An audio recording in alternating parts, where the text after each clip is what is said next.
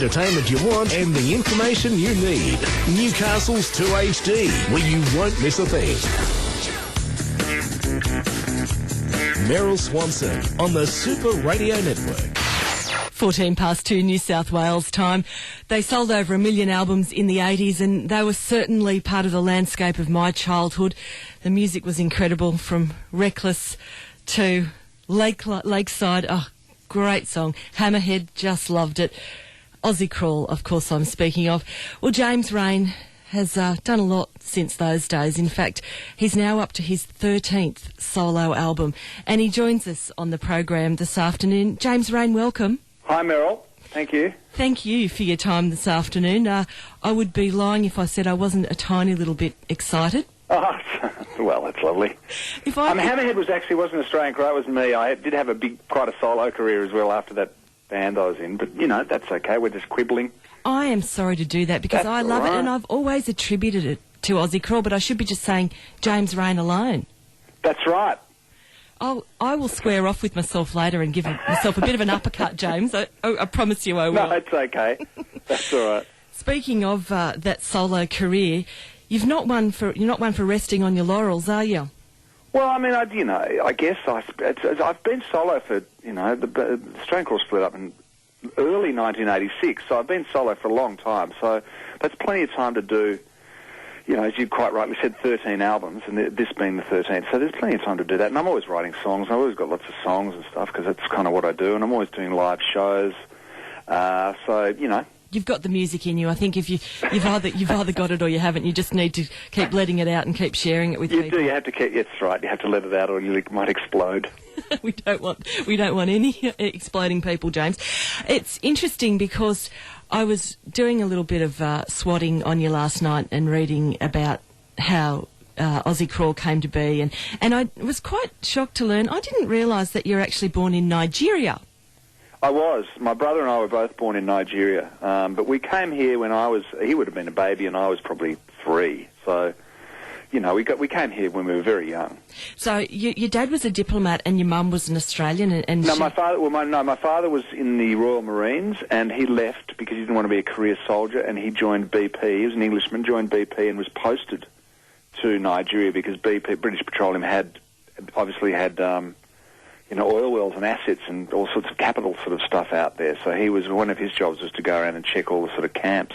Ah, very interesting. But your mum was Australian, wasn't she? My mum was Australian, yeah. And so she sort of had her way and you moved back to Australia. Well, I think that's what happened, although there were all sorts of things were happening in Nigeria at that time, because it's a tribal culture, and the Biafran Revolution was sort of happening, and they were running around. They weren't very keen on white people. So I think my parents wisely thought, we've got a young family, 2 young boys, let's get out.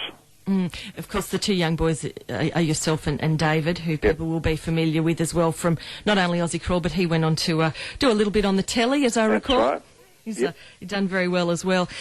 Let's generate the years forward to right now and talk about 13. I loved the little blurb. I think it was probably your publicist that said some months ago, James and I were thinking about album titles. Oh, yes. and one of you phoned the other and he said, how many have you done? And you said, I think it's about 13.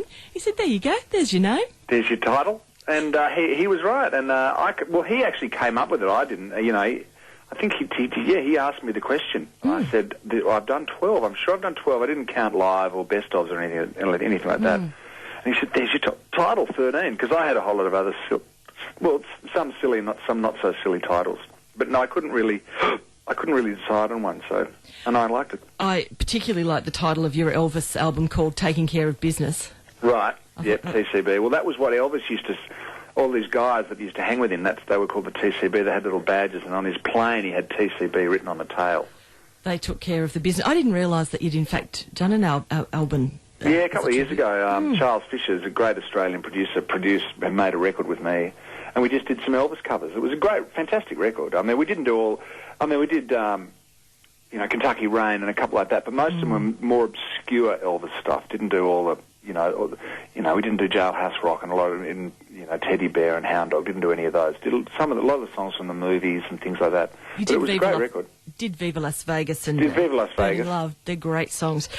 But speaking of this latest album, there's some terrific songs. I've just played Capsized. Oh, have you? Thank you very much. On the radio, and I'm sure that people will warm to that and really love it. It's a good song. Now I've heard it a few times and it's really growing on me. Thank you very much.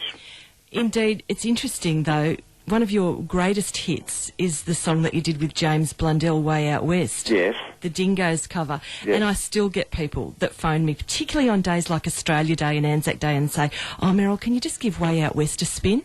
Oh, good on it. Well, it's a great song, and the Dingoes are one of my favourite bands, and I think they're one of James's favourite bands, and I reckon we did a pretty good, I think we did a good recording of it. I'm quite proud of that recording. When the odd time when I hear it come on the radio, it still sounds good to me, as objective as I can be, but I think, and I really like the video for it, and, it was great for me because it was my first real foray into the sort of Australian country music world, and I did some promo stuff with James, so I went around to a lot of the country stations, a lot of the country areas. Not that I hadn't been going to them for years anyway, but it was within a different sort of context. So I was going to say, under a different guise, from a different perspective, perhaps. That's exactly right, and it was more aimed at that kind of part of Australia, and because it's about that part of Australia. So it worked really well. Tell me about writing your own stuff, James. Where does the spark come from? The inspiration? Is it from everyday life observations, or what is it? Everywhere and anywhere. I mean, I don't know. You just hear. I get them from all over the place. It's just I don't know. If I knew how you did it, I'd stick it. You'd bottle it, and you'd make $1 million. It's just one of those things that just some days, bam, stuff hits you, and other days, or you can. I mean, the one thing I do know is you can never sit down and write to order. Someone can't come to me and say, write a song now. And I mean, you might be able to do it, and it'd be probably crap. But I mean, it's just one of those things. There are just moments you might hear. In fact, I heard someone the other day say, stick that back in your couch, kangaroo boy. And I thought, stick that back in your pouch, kangaroo boy. I thought, what a killer name for a song. That is a lyric and a half. So that's sitting in my brain. At some stage, that'll come out in a song. Stay tuned, folks. 12 months away, I'll be playing that song. Yeah. And it's pretty Australian. Stick that back in your pouch, kangaroo boy. I love it. Interestingly, do you wake up... They come from anywhere, all over the place. Do you wake up at 3 o'clock in the morning and think, oh, gee, that sounds all right? Jump up and write it down? I've read about a lot of people doing that. That's probably happened to me maybe twice, and when I've woken up and gone, something's in my brain, I'm going over and over again, I'll do it 1,000,000 times in my head and I won't forget. And of course you wake up in the morning, you've forgotten it, so you have to write it down. But I've never really got up and written it down, no. James, you sound as though you've got a great sense of humour and you're my kind of guy, a bit of a knockabout lad. We play this thing on my show called What Comes Next, and it's where I play the lyric of a song and I stop it, and the person on the other end of the line has to sing the rest of the lyric, and people love it. They ring up and play all the time. We have a lot of fun with it. Right. Will you play? Will you have a go? Sure. I mean, it depends what songs. I probably won't know them, but anyway. Well, let's have a go at this one. Just see how you go. You ready? Yeah. Hang on, my phone's ringing. Of course. Just get up and say, I'm on the radio. I just wish it would stop ringing. Oh, it's my brother. Is it David? Yeah. Just say, Dave, I'm on the radio. Go away. I'll call him back. He'll be fine. Bump him. Have a crack at this. You've been hanging with the knocky set people around my head. And it stops and you've got to finish it. Wow, what is the lyric there? See, unless I'm singing the song, I can't do it. You can say some silken slip of evil. There you go. Let's have a listen and see if James Reyne got this song right. Some silken slip of evil around my head. He's nailed it, ladies and gentlemen. Well done, James. Very much, thank you.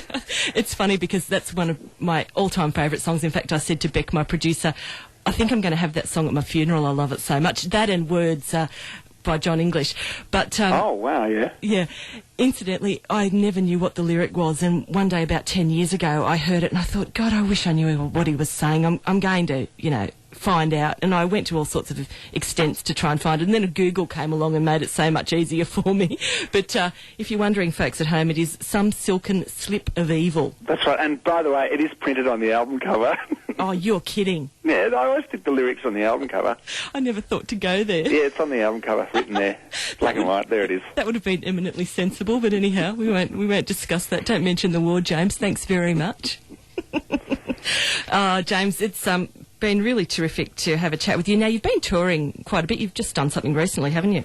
Yeah, well, the thing is, I'm playing all the time. I mean, I'm lucky enough that I get lots of work, and pretty much every single weekend I'm somewhere. I just came back from Sydney, Newcastle a couple of days ago, and we're going to Tamworth tomorrow. Oh, that'd be good. Tamworth, Armidale, and then we come back to Melbourne on Sunday. Then on Monday go to Perth, and I'm in Perth for 3 days. Then we go to Adelaide, then come back, and so that's kind of how it is. When you do the shows, do you incorporate a little bit of the older stuff? Oh yeah, the bulk of the show is, look, I'm no fool. I mean, in that sense, but fool in a lot of other senses. But this one, I understand that people want to come. The majority of people want to hear the stuff they grew up with, or that they like, or that they've listened to on the radio. So the bulk of my show is a really good cross-section of what you'd expect to hear me singing. That's all the Australian Crawl, the solo stuff, and the odd new one. And so we're throwing a couple in from the new album, and just a few things from more recent stuff. But the bulk of it is the hits. I've got to tell you, I'm still recovering from a scarred adolescence with boys singing "Oh Meryl" instead of "Oh Errol" as well, because they rhymed. It was hey, that's good. Yeah, can you sing it for me? I never thought of that. Oh Meryl. Oh Meryl, that's right. Yeah, exactly. Very good. Can you give me your bit and I'll use it as a promo? Oh Meryl. There you go. Thanks for that. I would give anything. Just to be like her. No, it's all cool. Really swing, does it? Not really. No, we'll leave it right alone. James Reyne, it is a pleasure to have chatted with you this afternoon. Well, thank you. Thanks for having me. Thanks for your time and all the best with this new solo album. Where can people buy it? Well, you can get it online, or you can go to, I guess, am I allowed to say records? I know JB Hi-Fi have got it. Okay, no, that's cool. You can get it there, but get it online, I think. Just go to your website, allthews.jamesrain, something like that? Yeah, or you can go there, you go to the website, and I'm sure it's available on the website too, yeah. All right, excellent. Ah, there it is. allthews.jamesrain.com.au. Tour dates are also on the website, and you can pick up James's new solo album. It's 13, easy to remember. James, thank you. Have a wonderful day, what's left of it, and all the best in Tamworth. You'll enjoy that. Thank you very much. Thanks for having me, Meryl. Cheers, no worries Good at all. on you. Bye-bye. Okay, bye. James Reyne, and that latest single, it's called Capsize. The album is entitled 13, and it really is good. I was listening to a few of the other tracks. English Girls is another song that I think has just been recently released, and that's got a terrific sound to it as well. Have a listen to it. Jump on James's website, allthews.jamesrain.com.au, and check out when he's touring as well. Coming up to news time at 2:30, and then, lo and behold, we're doing Afternoon Delight, and we'll even play What Comes Next.